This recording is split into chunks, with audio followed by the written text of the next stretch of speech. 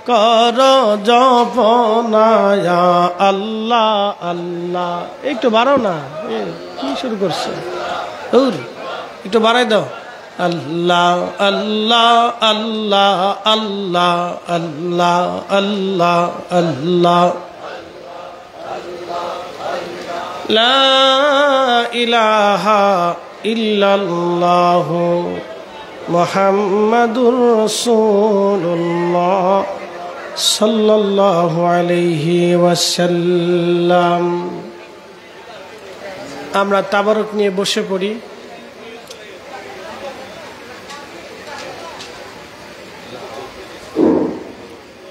সম্মানিত উপস্থিতি, আসসালামু আলাইকুম ওয়া রাহমাতুল্লাহি ওয়া বারাকাতুহু। আপনাদেরকে কয়েকটি দাওয়াতনামা পাঠানো হয়েছে। আগামী 19 সেপ্টেম্বর রোজ জুমাবার গুল মোহাম্মদ তালুকদার বাড়িতে গুল মোহাম্মদ তালুকদার ও সিফাত স্মৃতি সংঘের ব্যবস্থাপনায় আজিমুস শান মিলাদ মাহফিলের আয়োজন করা হয়েছে। উক্ত মাহফিলে আপনাদের সবাইকে দাওয়াত রইল।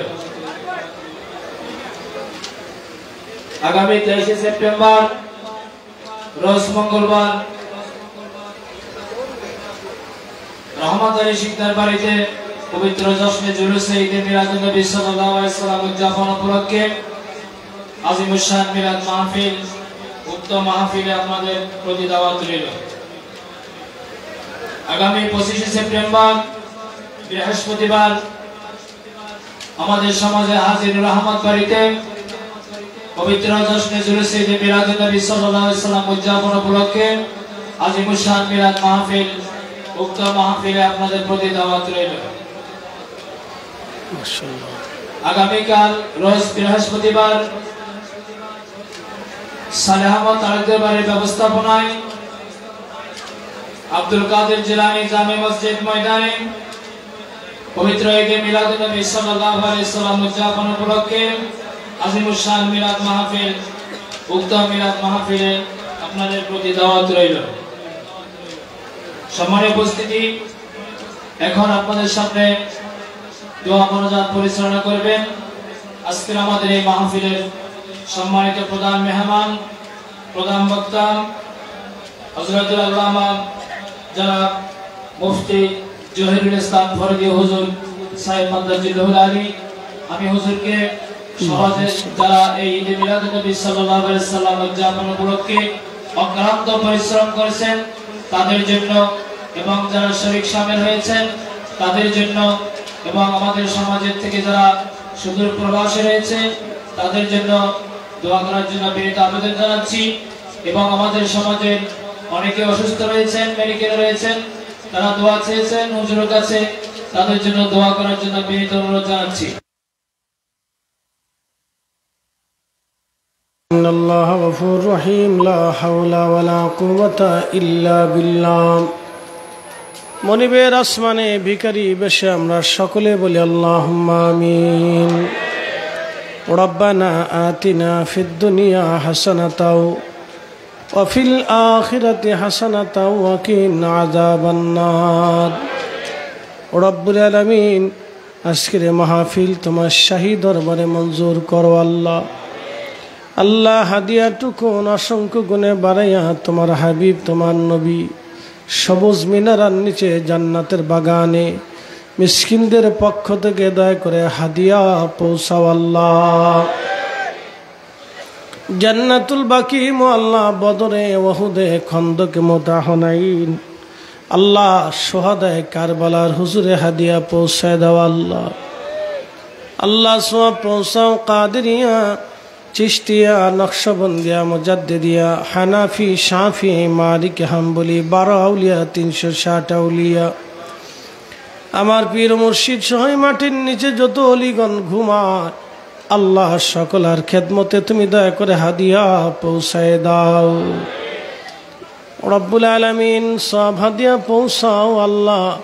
আমাদের কারো বাবা নাই, কারো মা নাই আল্লাহ, কারো মাও নাই, বাবাও নাই। হতভাগা কে জানি, বাবা মা হারাইয়া তুমি মনিবের আসমানে ভিখারি বেশে হাত বাড়াইছি। আল্লাহ এই করিম শিকদার বাড়িতে যত মানুষ কবর দেশে ঘুমায় গেল আল্লাহ, আল্লাহ এ নজিশপুর এলাকার ভিতরে যত মানুষ কবরে ঘুমায় গেল, গোরস্থানে, আমতলায়, জামতলায় যত মানুষ কবরে ঘুমাইছে মালিক, সবার কবরগুলি দয়া করে জান্নাতের বাগান বানায় দাও। ইউনূস নবীর করছো গো দয়া আল্লাহ, মাসর পেটেতে রাখিয়া আমরা রেডি করবা গো দয়া আল্লাহ, কবরে রাখি আল্লাহ মাফ করছনি। রব্বুল আলামিন তুমি মনিবের আসমানে ভিখারি বেশে হাত বাড়াইছি আল্লাহ, আল্লাহ, আল্লাহ, ইয়া রাব্বি ইয়া রব, আল্লাহ, আল্লাহ আমাদের জীবনের গুনাহগুলি তুমি দয়া করে মাফ করে দাও আল্লাহ। আল্লাহ আসমানি বালা, জমিনি বালা, হাওয়াই রুহাই বালা থেকে আমাদেরকে বাঁচায় রাখো আল্লাহ। আল্লাহ প্রবাস থেকে, বিদেশ থেকে তোমার বান্দারা দোয়া চাইছে আল্লাহ, অনেক কষ্টের অর্থগুলি তারা বাংলাদেশে পাঠাইয়া এই মাহফিলগুলি তারা কায়েম করে, তাবারক রান্না হয়েছে, আমার যুবক ভাইরা পরিশ্রম করছে, বিদ্যা দিয়ে, বুদ্ধি দিয়ে, টাকা দিয়ে, বিভিন্নভাবে যারা সাহায্য সহযোগিতার হাত বাড়াইল আল্লাহ, সবার বাড়ি ঘরগুলি তুমি রহমত দিয়ে দয়া করে ভরিয়ে দাও আল্লাহ। আসমানি বালা, জমিনি বালা, হাওয়াই বালা, রুহাই বালা থেকে আমাদের সবাইকে দয়া করে বাঁচায় রাখো আল্লাহ। রব্বুল আলামিন প্রত্যেক বছরে যেন মাহফিল খানা করতে পারে সেই তৌফিক তুমি সবাইকে নসিব করো আল্লাহ। আলহামদুলিল্লাহি রাব্বিল আলামিন, আসসালাতু ওয়াসসালামু আলা রাসূলিহিল কারীম। আল্লাহ এখানে বহু মানুষ আছে, মনে আশা নিয়ে আছে কখন মদিনাতুল মুনাওয়ারায় যাবে। এলাহি মক্কা মদিনা না নিয়া আমাদের কাউকে তুমি কবরে ডাক দিও না আল্লাহ। আল্লাহ মহিউদ্দিন হসপিটালে আছে, অসুস্থ আছে রব্বুল আলামিন। আল্লাহ মহিউদ্দিন সহ যারা অসুস্থ, বিভিন্ন রোগে যারা আক্রান্ত, আল্লাহ শাফা আজলা কামেল দিয়ে দীর্ঘ নেক হায়াত বাড়াইয়া দাও। এখানে অনেক বাচ্চাদেরকে নিয়ে হাত বাড়াইছি মালিক, বাচ্চাদের ভবিষ্যৎকে উজ্জ্বলময় করো আল্লাহ। অনেক মা বোনেরা পর্দার আড়াল থেকে হাত বাড়াই রাখছে, আপনার মা বোনদের দোয়া তোমার শাহী দরবারে কবুল করিয়া নাও। আলহামদুলিল্লাহি রাব্বিল আলামিন। সাকারাতের বিছানা, মৌত যন্ত্রণা শুরু হয়ে যাবে, একদিকে মৃত্যু, অন্যদিকে কঠিন যন্ত্রণা। ইয়া রব এই কঠিন সময়ে তোমার হাবিবের নূরানি চেহারা মোবারক আমাদের চোখের সামনে ভাসায় দিও, আর এ জবানে জারি করে মধুর কালেমা লা ইলাহা ইল্লাল্লাহু মুহাম্মাদুর রাসূলুল্লাহ সাল্লাল্লাহু আলাইহি ওয়াসাল্লাম।